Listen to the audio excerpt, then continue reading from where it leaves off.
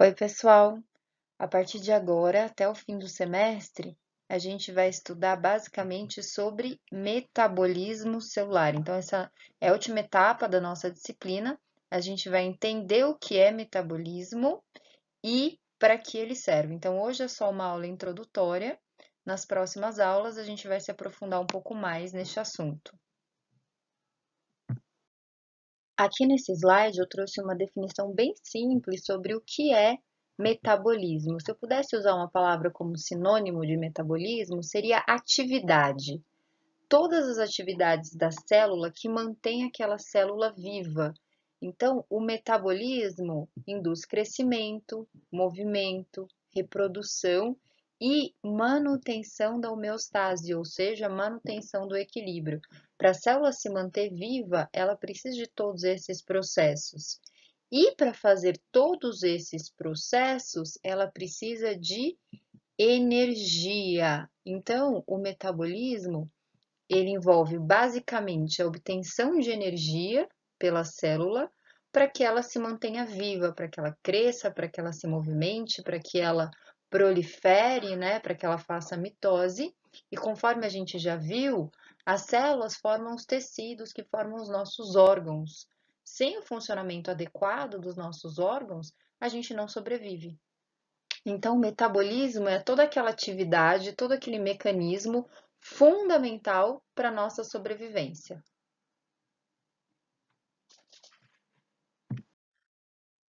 O metabolismo envolve todas as reações químicas que ocorrem dentro de um organismo ou dentro de uma célula.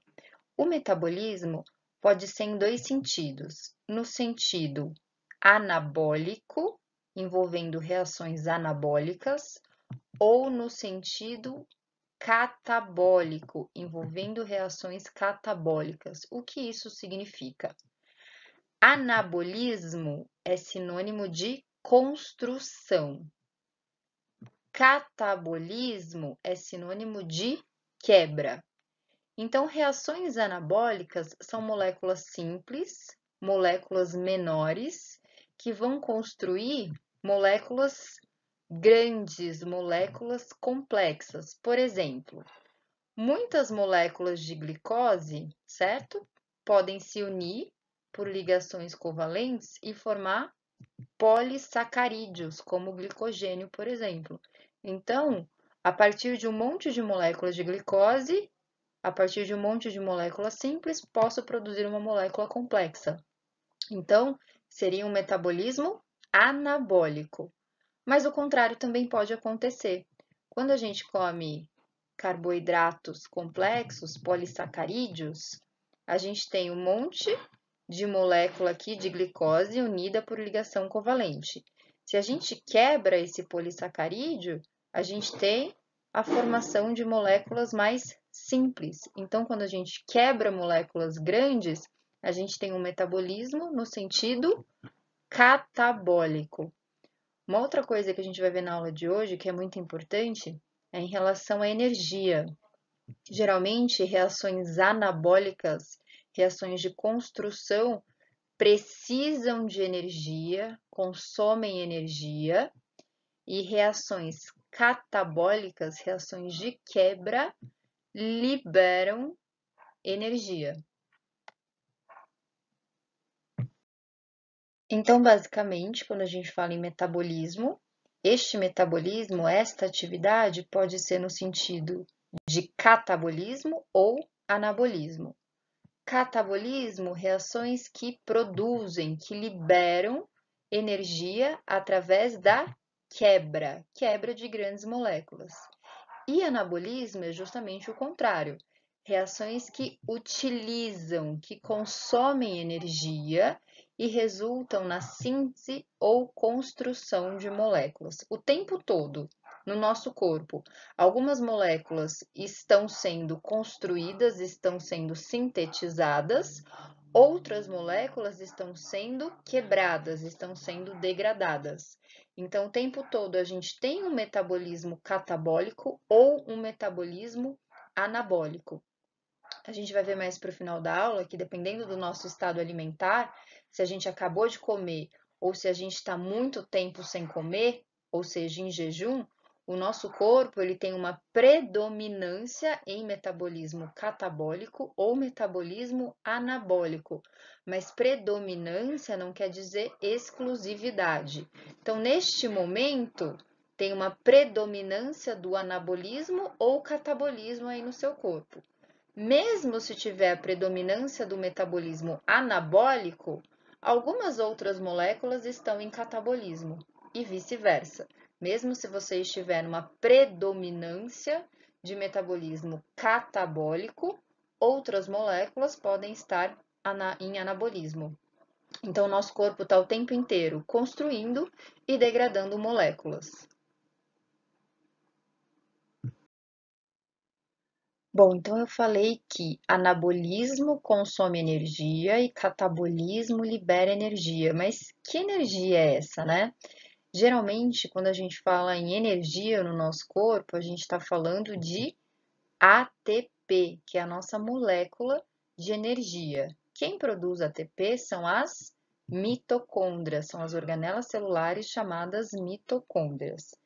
Como que as mitocôndrias conseguem produzir ATP? Da onde vem? A energia para a produção do ATP vem dos alimentos. Então, a gente come todos os dias carboidratos, lipídios e proteínas. Esses carboidratos, lipídios e proteínas, eles são quebrados e entram lá nas nossas células. E aí, a mitocôndria utiliza esses nutrientes para a produção de ATP. E o ATP vai ser utilizado para o nosso coração bater, para o nosso músculo contrair, para o nosso neurônio funcionar, ou seja, para a gente sobreviver. Uma pessoa de 70 quilos, mais ou menos, precisa, em média, 2.000, 2.500 quilocalorias. Essa quilocaloria, essa energia, ela vem do ATP. E o ATP retira a energia dos alimentos. Esse processo de transferência de energia, né, do alimento, depois para o ATP, depois para as nossas células corporais, se chama bioenergética. Então, bioenergética é basicamente a transferência de energia do ATP para as nossas células, para que a gente consiga sobreviver.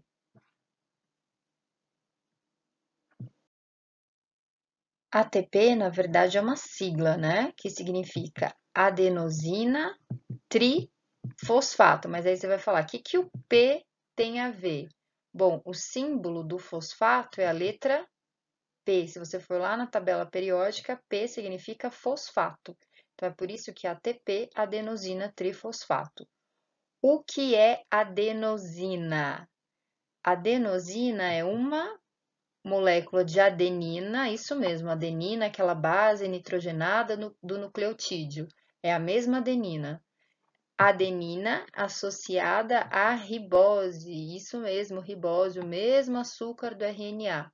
Quando a gente tem a união da adenina mais ribose, a gente tem uma molécula chamada adenosina. Então, isto é adenosina.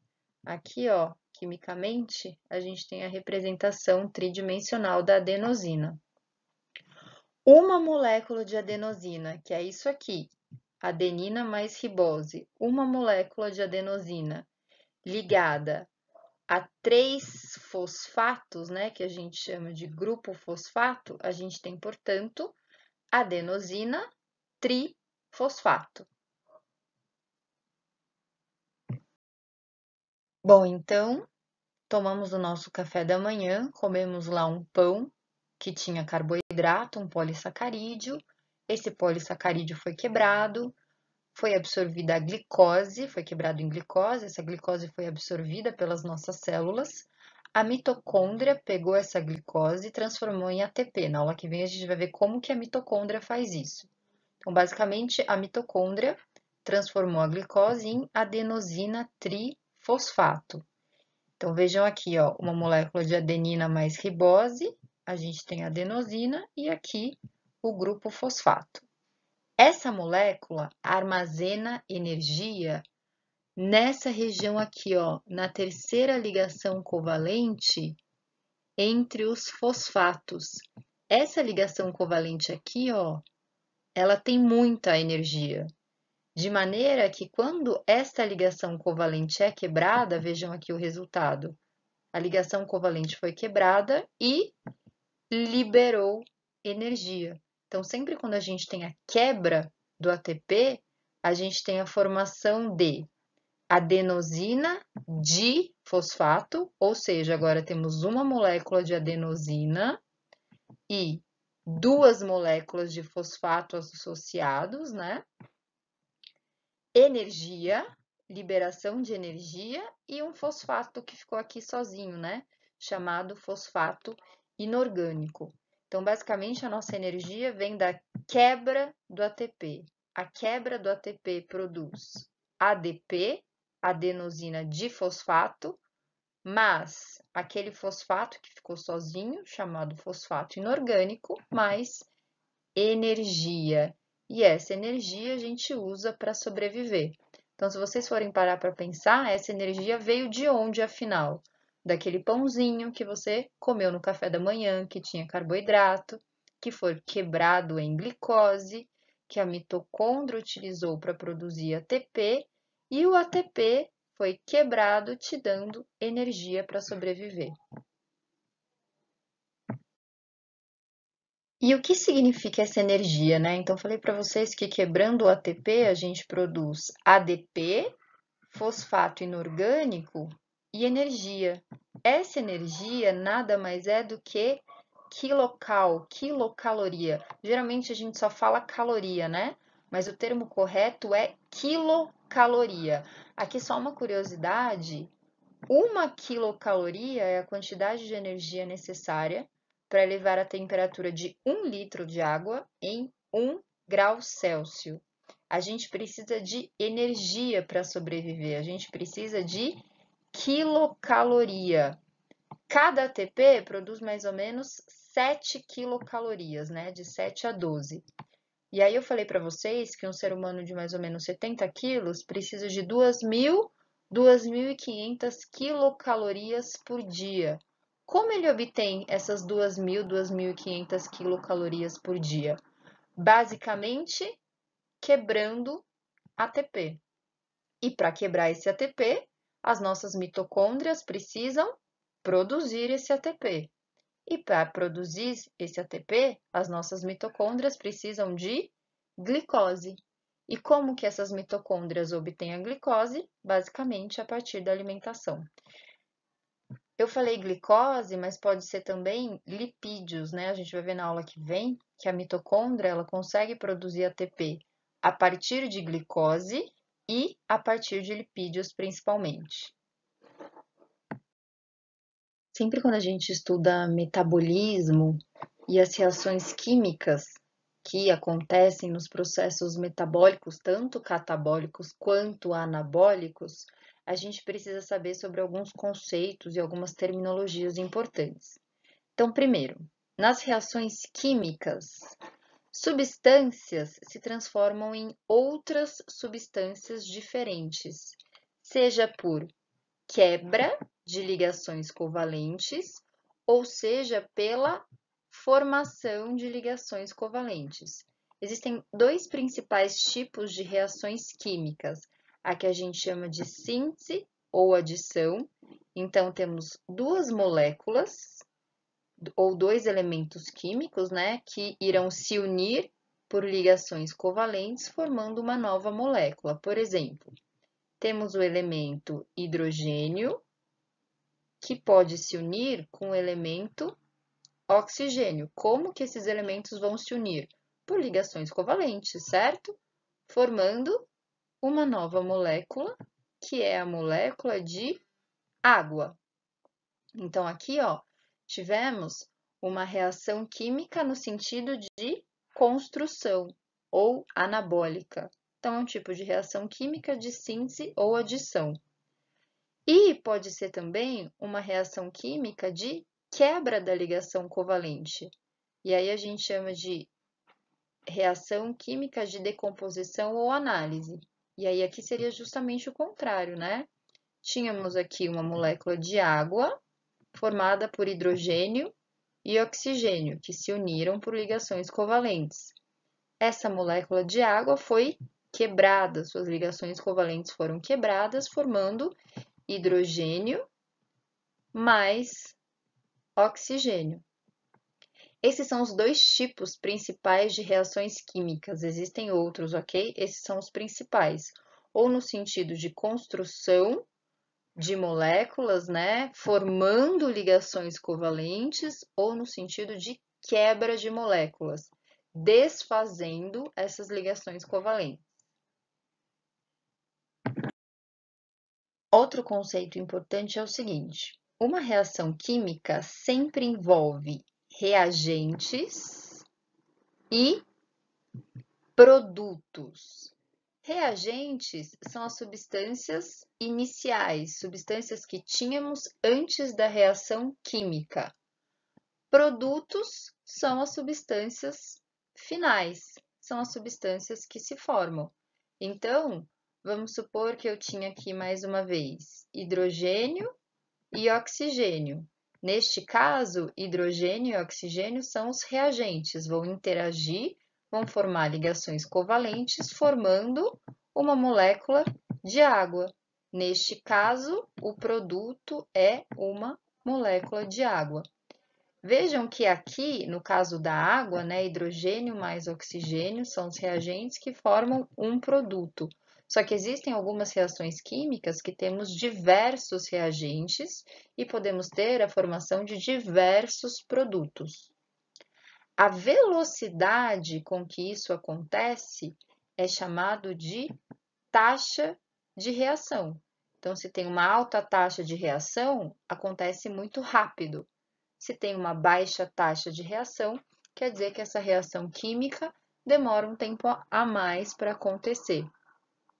Tempo, basicamente, em que os reagentes levam para desaparecer e que os produtos levam para aparecer. Então, basicamente, a taxa de reação química é a taxa de tempo na qual aquela reação acontece. Pode demorar muito ou pode ser bem rápida. A taxa de reação ou a velocidade de reação depende da energia de ativação. O que é energia de ativação? É a energia necessária para iniciar uma reação química. Então, os reagentes, eles precisam interagir, certo? Para formar os produtos. Essa interação entre os reagentes, ela pode ser fácil ou não. Ou seja, ela pode precisar de pouca energia ou ela pode precisar de muita energia. Se precisar de pouca energia para que ocorra a interação, essa interação ela tende a acontecer espontaneamente, né? Ela tende a acontecer um pouco mais rápido. Ela tem uma maior velocidade de reação.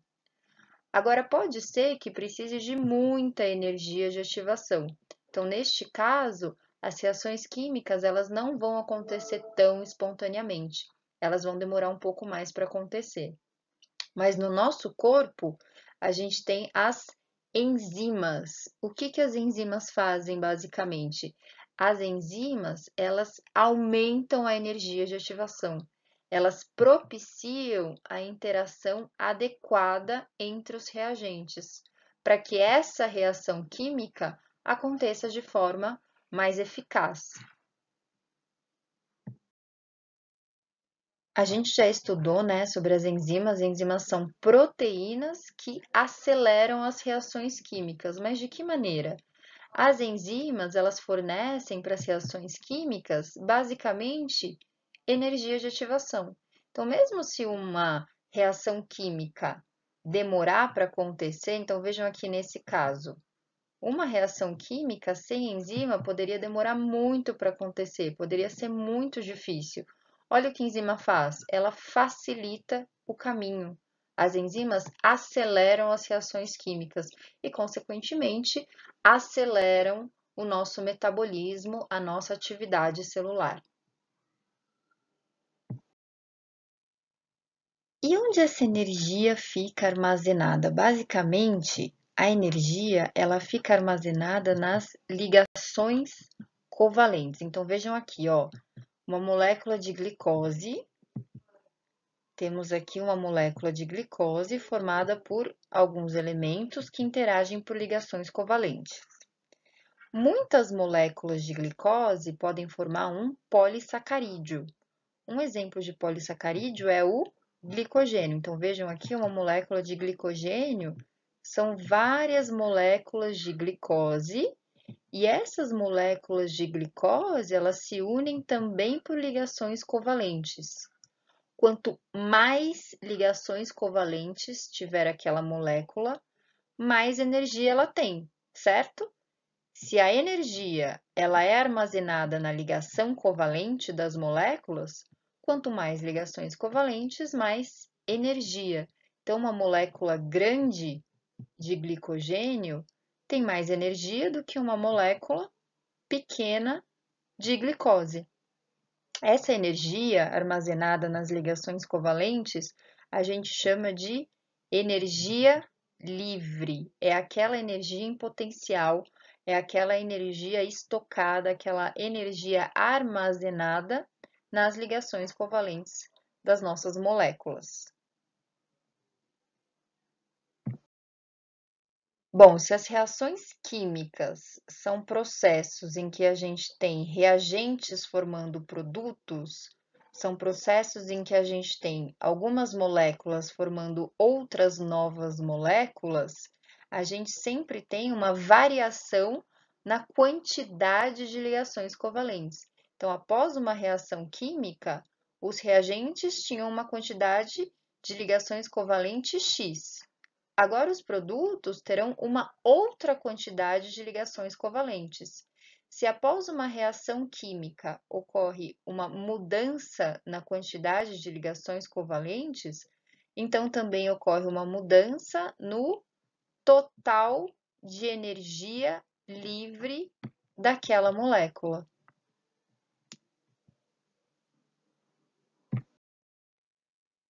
Então, por exemplo, eu tinha aqui reagentes com muitas ligações covalentes. Vamos supor que após essa reação química formaram-se produtos com poucas ligações covalentes. Se os produtos têm menos energia, significa que esta reação química liberou energia. Por outro lado, se eu tenho reagentes com poucas ligações covalentes e depois dessa reação química formam-se produtos com muitas ligações covalentes, significa que os produtos apresentam mais energia. Então, após a reação química, esta reação ganhou energia. Vejam aqui nesse exemplo, quando a gente tem uma molécula de glicogênio que tem muitas ligações covalentes e ela é quebrada, né, numa reação química de catabolismo, quando essa molécula de glicogênio é quebrada em glicose, é uma reação química que liberou energia. Porque aqui a gente tem muita energia livre nas ligações covalentes. Após a reação química, os produtos têm pouca energia livre, então ocorreu a liberação de energia. E o contrário, quando a gente tem uma molécula de glicose, então, neste caso, a gente tem poucas ligações covalentes, pouca energia livre. Aí aconteceu uma reação química anabólica e foi produzida uma molécula maior, uma molécula de glicogênio, com mais ligações covalentes, com mais energia. Então, neste caso, a reação química, ela ganhou, né? Ou ela consumiu energia. Então, vejam que sempre após uma reação química ocorre variação na quantidade total de energia livre, que é a energia armazenada lá nas ligações covalentes das moléculas. Sempre que uma reação química libera energia, é chamada de reação exergônica. Então, de glicogênio para glicose, a gente tem a liberação de energia, então a gente tem uma reação do tipo exergônica. E o contrário, sempre que uma reação química precisa de energia, sempre que uma reação química consome ou ganha energia, a gente chama de reação endergônica. Então, a partir da glicose, para produzir o glicogênio, a gente tem um tipo de reação endergônica. Então, basicamente, quando a reação libera energia, é exergônica. Quando a reação ganha ou consome energia, é uma reação endergônica.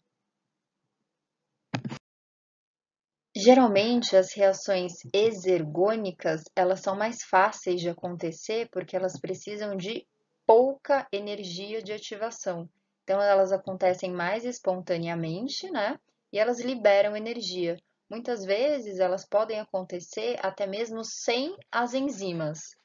Já as reações endergônicas, elas são mais difíceis de acontecer, né? Elas não acontecem espontaneamente, faz-se necessário enzimas para que elas aconteçam, porque elas precisam de muita energia de ativação. Fazendo uma analogia, o que é mais fácil? A gente empurrar uma pedra aqui, ó, deste lugar até embaixo, né, dessa ladeira, ou é mais fácil a gente pegar a pedra e subir a pedra aqui, ó, acima da ladeira? Claro que é muito mais fácil ladeira abaixo. As reações exergônicas, elas são chamadas de reações do tipo ladeira abaixo, porque elas precisam de pouca energia de ativação para acontecer, elas são mais fáceis de acontecer e elas liberam energia. E as reações endergônicas, elas são chamadas de reações ladeira acima, porque elas são mais difíceis, né? Mais árduas de acontecer, precisam de maior atividade enzimática e, consequentemente, elas consomem, elas precisam de mais energia. Então, basicamente, reações exergônicas do tipo ladeira abaixo, reações endergônicas do tipo ladeira acima. Sendo assim, a quebra do glicogênio para produzir glicose libera energia, portanto, é uma reação exergônica. Moléculas de glicose, quando consomem energia para produzir glicogênio, consomem energia, então precisam de energia. São reações endergônicas. Bom, gente, então basicamente o nosso metabolismo, ele é dividido em anabolismo, construção de moléculas, e catabolismo, quebras de moléculas. Em reações anabólicas, faz-se necessário o consumo de ATP. Então, são reações basicamente endergônicas. Em reações catabólicas, ocorre a liberação de energia ou liberação de ATP, portanto, são reações exergônicas.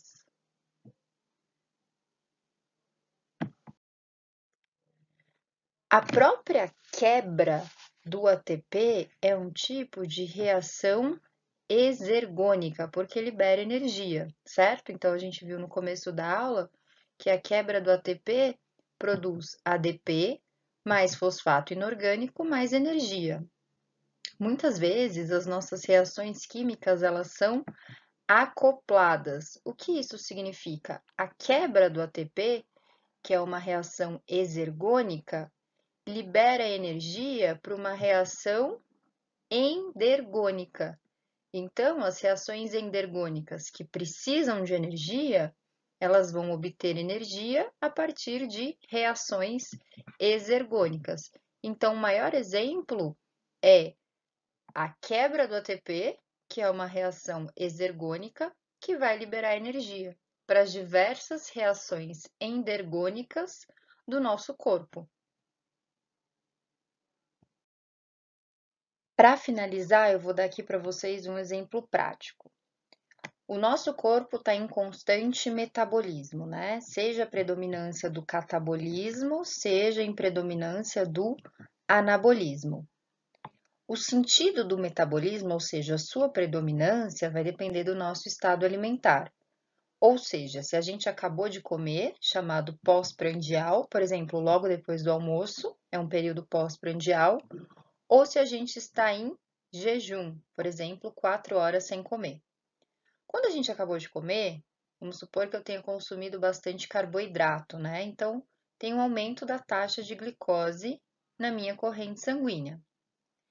Essa glicose, ela pode ser utilizada para produzir ATP. A gente vai ver isso na aula que vem, como que a glicose produz ATP. Mas pode ser que eu tenha consumido um excesso de glicose. Este excesso de glicose vai virar glicogênio e vai ser armazenado lá no meu fígado. Se o excesso de glicose vai virar glicogênio logo depois do almoço, significa que pós-prandial eu tenho uma predominância do anabolismo, metabolismo anabólico. Por quê? Moléculas de glicose, por reações químicas, estão sendo transformadas em moléculas de glicogênio. É uma reação no sentido de construção, é uma reação anabólica. Por outro lado, se eu tiver em jejum, ou seja, se eu tiver um tempo sem comer, o meu metabolismo vai ser principalmente catabólico. Por quê? Eu vou pegar aquele glicogênio que foi armazenado lá no meu fígado e eu vou quebrá-lo para que seja liberada glicose na minha corrente sanguínea. Então, quando temos baixa taxa de glicose, o glicogênio é quebrado em glicose. Nesse sentido, se é a quebra da molécula, temos a predominância do metabolismo catabólico. E quem faz essa construção ou essa quebra de glicogênio? Vocês terão nos próximos semestres endocrinologia, mas a gente já vai ter uma introdução aqui em processos biológicos.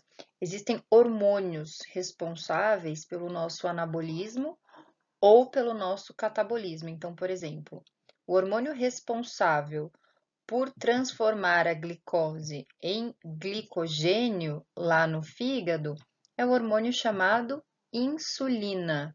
Insulina é produzida pelo pâncreas, né? O nosso pâncreas tem várias funções, uma função é produzir insulina.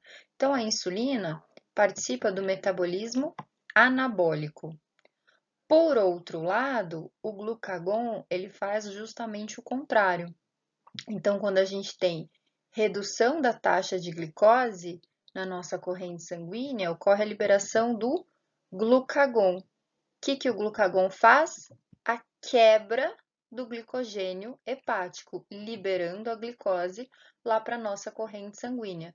Sendo assim, este hormônio glucagon, que também é produzido pelo pâncreas, o glucagon é um hormônio catabólico.